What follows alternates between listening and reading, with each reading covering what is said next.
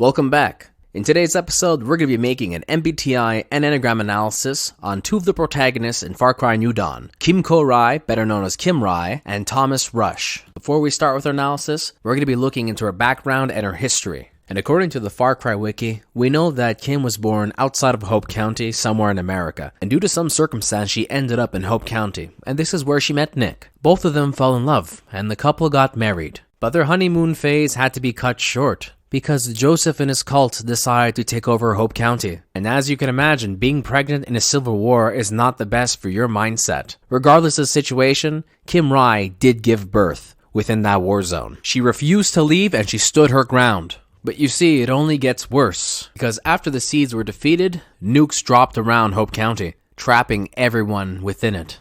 And luckily, Kim survived with her family. We don't know how, but we can only speculate that she found a bunker with Nick, and they both held out for a very long time. But once again, Kim's story turns for the worst. Nick gets kidnapped by the highwaymen. She's left alone with her daughter. They both run away, and they find the old seed ranch and repurpose it. And it has a new name now, and that name is Prosperity. And this is really the turning point for Kim. She decides to become the leader of Prosperity, and she sends out her daughter to find the specialist Thomas Rush, who is best known for building societies all around America. And these are the events that kick off Far Cry New Dawn, and this is where we're going to start our analysis. Kim's first function is a TE function, extroverted thinking. The first thing I notice about Kim is that she's a busybody. She never stops working. She's always on the go. And this is due to the reason that she wants to achieve efficiency. She wants to make everything better for everyone. However, there is a trade-off when you're too efficient, and this leads to her making very rash decisions, such as letting Celine be the medical practitioner. She doesn't have a license or anything. She just assumes that she seems to know what she's doing, and that's good enough for me. And her reasoning is beggars can't be choosers. But beggars can't be choosers. She knows a lot about plants, and she'll help our people recover from their wounds faster. Which doesn't exactly make sense. However, due to the situation being a lack of doctors, it's definitely efficient. Overall, Kim's a little one-dimensional with her TE function. It's always the same thing. Work, work, work, work. Even in moments of peace, she's working and getting things done. Because she can't stay still, she always needs to be doing something. Mom thought it'd be a good idea to have a little dinner for everyone to boost morale. I'd say it's working. We all need a little downtime. Except for her, she's got no quit. Don't expect that to change. And I believe that's heavily influenced by her secondary function, which would be SI, introverted sensing. When Kim is not too busy being effective, she's often reminiscing within her past, recalling past events such as her third date with Nick where she fell in love with him, or how the Seed family terrorized her family for many years. But having memories and reminiscing doesn't just make you an SI user. No, her SI usage comes from using the past to predict the future. And a great example of this is when Rush mentions to her that they need the help of Eden's Gate in order to fight the highwaymen. And Kim says, no, we can't trust them. They terrorize our family for years. What about that group in the north, New Eden? Is that a joke? I've seen them in action. They hit the camp I was being held at one night. Just two of them. Took more bullets than is humanly possible and vanished into the forest. We need what they have. You realize we're talking about going to Joseph Seed, a man who terrorized and brutalized our family for years. But that was before. He's left us in peace, Mom. Whatever happened in the past is the past. Stay out of this. We need help. If we don't get it, we're all dead. Keep in mind, it's been 17 years since these events have happened. A lot can change in 17 years, especially when you're in a nuclear Armageddon. But of course, Kim still refuses until it's too late. Another example of her SI usage actually comes from the way that she leads. And her leadership style is very practical. She enjoys using rules and systems that she's accustomed to. She doesn't really think outside the box in how to deal with the highwaymen other than, hey, we should build up their fences and defend and wait for them to attack us. And then maybe when we're strong enough, we can finally counterattack. There's one more example of her SI function being used, and it reinforces the idea that she lives from the past. And this example actually occurs in Far Cry 5. When you first meet Kim and Nick, Nick wants to leave Hope County because he believes that all hope is lost, while Kim stops him. She says, no, this is your home, this is your family heritage, you can't leave, you have to stand your ground. No. No. Come on. This is our home. Kim, you just don't understand. Don't understand what? That they're stealing our land and kidnapping our friends and doing God knows what else? Kim. Nick, your grandfather built this place. You really want to turn your back on that? Even though she's well aware that the cult are very dangerous and killing people that they know and love. Even her friends are warning her to get out of Hope County because they're getting out of Hope County. I never liked them Edensgate people, and I know you never have either. But the time to leave well enough alone may be coming to an end. You got a family to think about, little baby on the way. Pack yourselves in, fly away, while you can. And this is a clear indicator. Even in the face of danger, Kim refuses to change the way that she thinks.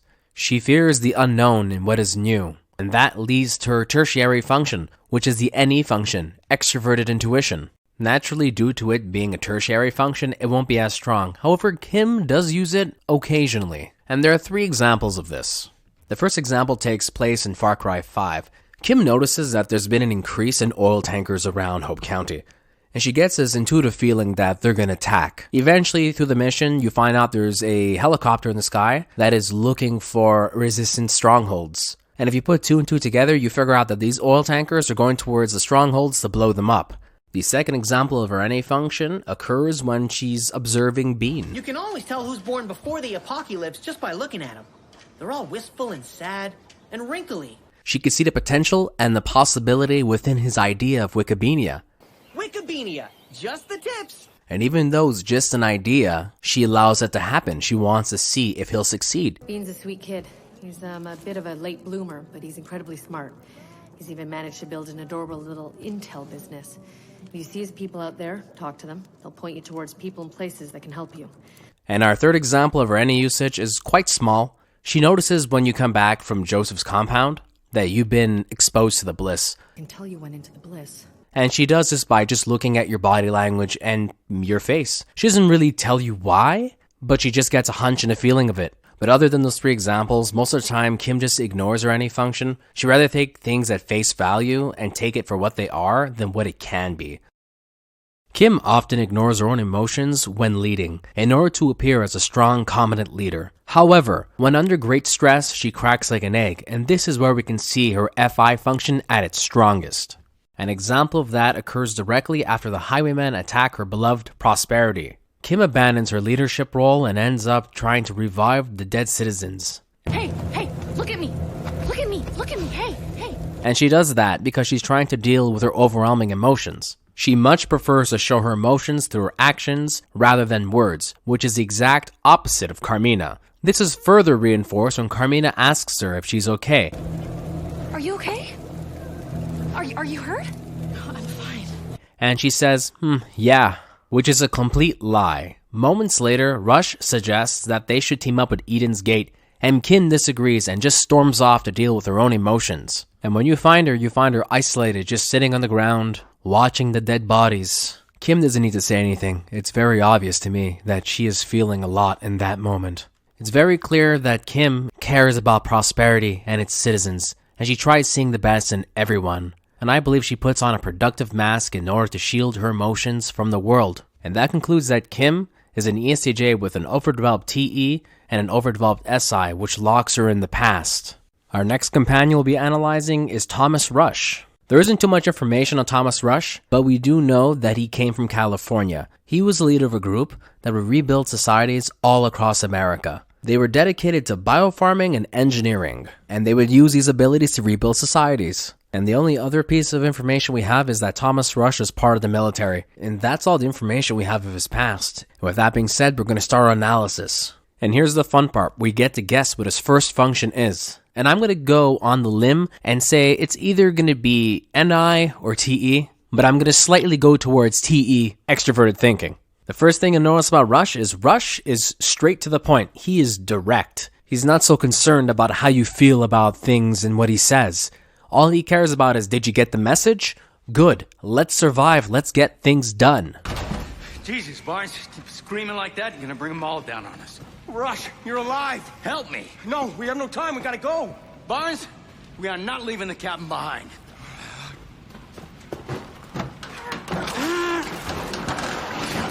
They're coming fast.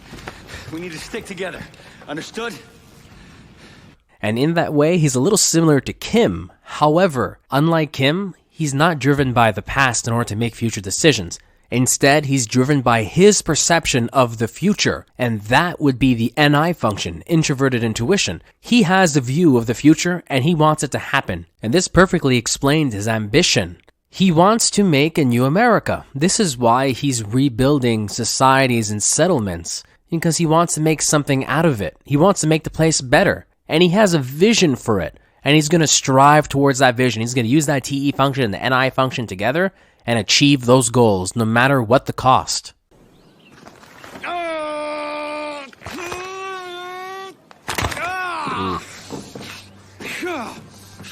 All right, then. Let's get started. Whoa, whoa, whoa. Hey, stop. How about we rest first? And that leads to his tertiary function, which is his SE function, extroverted sensing. And Rush actually has a pretty well-developed SE function. Watch out! March! He needs to see things for what they are. Yes, he has his ambition, he likes predicting things for the future, but Rush doesn't just rely on blind ambition. Fingers off those triggers. Let's see what they want. He needs to see things into action. This is one of the reasons why Rush is actually one of the guys that helps build the societies that he was building. He enjoys seeing the fruit of his labor. He likes being in that moment and experiencing the adrenaline of being there. I bet if Rush was a military commander, which he probably was back in the day, he'd be the guy that'd be in the dirt. He'd be fighting on the field. Because he doesn't just let things happen, he makes them happen. And if that doesn't sound like a TE and SE mix, then I'm gonna quit making MBTI analyses. Yes, that's not a word, but I'm serious. That is the most TE and SE thing you can do, is be in the moment and get things done efficiently. And with that all being said, his final function is the FI function, introverted feeling. And like him, Rush doesn't so much like speaking about his emotions. He prefers showing them. And you can see this is why he builds his societies. This is probably one of the main finding reasons, other than his ambition, is how he feels. This is his moral compass. He believes that America is worth saving and being rebuilt. And he will die for his dreams. He doesn't say it, but you can see he's extremely passionate about what he does. And just like him, he truly cares for the people that are around him. Rush, I'm sorry. I'm sorry I got on that train. I'm sorry I brought you to Hope County. We'll always remember you. You took a risk for us, and it cost you your life. And that concludes Thomas Rush's analysis, and I believe he is an ENTJ who is not only intelligent, but also healthy. But wait, there's more! We still got the Enneagram analysis of this video. And we'll be starting off with Kim Ko-Rai. The first thing we notice about Kim is that she's always working, she's always striving for the better of her community. And she has a very strong sense of moral justice and injustice. And I would believe that this would lead her towards either a 1 or a 3. I'm going to go towards 1 in this case, and I'm going to explain why. Kim isn't in it for herself. She doesn't want to improve her self-image and how she looks. She doesn't care about that. What Kim truly cares about is being effective. She wants to get things done and get them done right. And you can see this in how she runs Prosperity. She lets people do what they want. However, if it's immoral, she's not going to let you do it. And this leads me to believe that her Enneagram would be 1. Also, I believe that this is also driven by her wing 2. Kim cares about everyone very deeply. She doesn't show it because she prefers to put her emotions on the back burner, but everything she does is to strive towards her community. She wants to be the best version of herself and help others in the process. And I think the best example for Wing 2 is when you upgrade Prosperity and she hosts a barbecue for everyone. She wants everyone to celebrate and have a good time and not think of the ongoing war at the moment, because she truly cares for them. And that concludes that Kim Rai is an average health, 1 Wing 2. Next up we have Thomas Rush, and in a way he's very similar to Kim, where he's constantly working and constantly putting himself out there. However, there's a big difference. He's less moral than Kim. He's doing it in a way to achieve his goal, his idea, his vision. And this would make him a 3 instead of being a 1 like him, or an 8, because Thomas is not there for the power. Instead, he wants his long-term goal to come to fruition. He wants there to be a new version of America that rises from the ashes, and he's willing to build it up. For him, it's a very personal project. And personal projects require personal touches, and that's exactly what he does. He gets involved in everything within a project. He's almost like the architect. He designs it. He helps you and he helps everyone. and he wants to feel part of that community. He wants to get recognized for what he does. And I believe that personalization dictates that his wing is 4, and that would make him a 3-wing 4. I'm not sure about his health because we don't have that much time with him. However, he does seem like he's a healthy 3-wing 4. And that concludes our MBTI and Enneagram analysis on Kim Ko-Rai and Thomas Rush. If you disagree with the analysis, feel free to leave me a comment. I want to hear what you guys think about this. And that's a wrap. That's the end of this video. If you like what you see, subscribe and do all those fun YouTube things like liking the video and sharing it everywhere. Other than that, thank you very much for watching. Have a very nice evening, day, or night.